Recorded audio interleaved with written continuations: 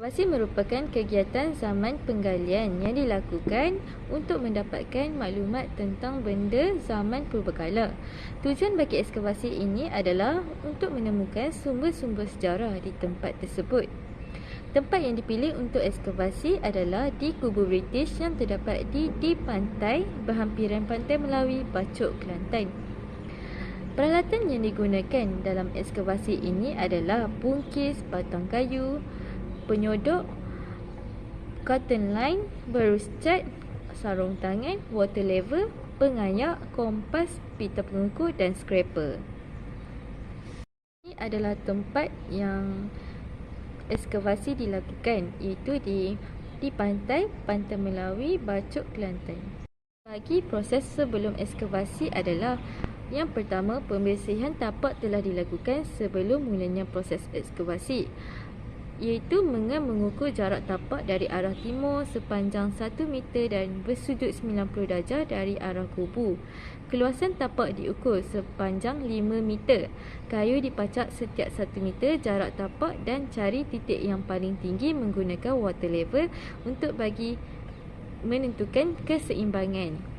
Tapak dibahagi pula kepada petak kecil dengan ukuran 1 meter setiap sisi. Tali yang diikat perlulah diselang-seli dan ikut titik yang paling tinggi untuk menyelaraskan tapak supaya nampak rata. Adalah proses yang dilakukan sebelum ekskavasi oleh saya dan rakan-rakan.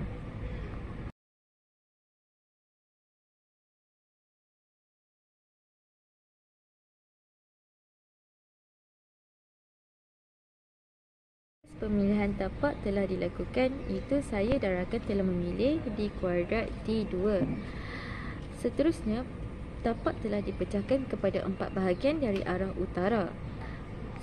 Proses seterusnya, penggalian tanah juga bermula dari kuadratik 1 dan diteruskan dengan kuadratik 2, 3 dan 4 dengan kedalaman 10 cm. Proses ini perlulah mengikut arah jam dengan memecahkan atau menggalikan tanah menggunakan scraper. Proses selanjutnya dengan memasukkan tanah yang digali ke dalam bungkis dan tapiskan tanah untuk mengenal pasti objek yang dijumpai. Catatan diambil bagi setiap objek yang dijumpai mengikut lapisan serta kedalaman tanah. Proses galian ini diulangi mengikut speed yang sama dengan kedalaman yang berbeza, iaitu 20 cm. Pada kedalaman 10 cm, warna tanah berwarna coklat gelap, iaitu pada kuadratik 1 telah dijumpai serangga, akar kayu dan arang. Manakala kuadratik 2, warna tanah juga telah berubah, iaitu kepada coklat gelap. Itu telah menjumpai kayu dan tekstur tanah telah berubah kepada sedikit kelembapan.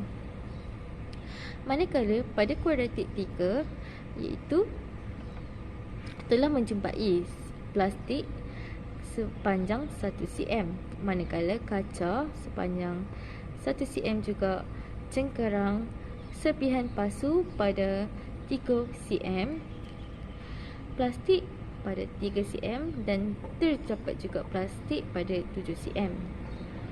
Itu pada kuadratik 4 juga telah menjumpai semut pada jarak daripada tepi, iaitu daripada 5 cm.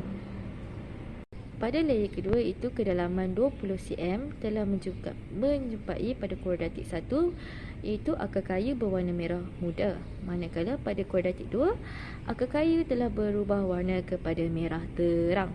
Itu manakala kuadratik 3 serta kuadratik 4 tiada barang yang dijumpai.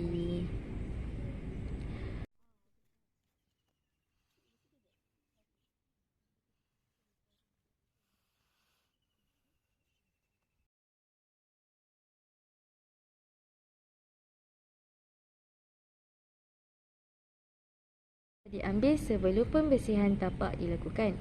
Pembersihan tapak dilakukan dengan cabut kayu pada setiap penjuru serta lerakan tali yang telah dipasang.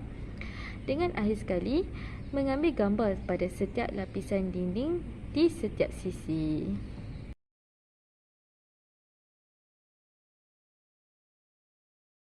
Ini telah diambil pada setiap sisi penjuru pada akhir sekali proses selepas ekskavasi.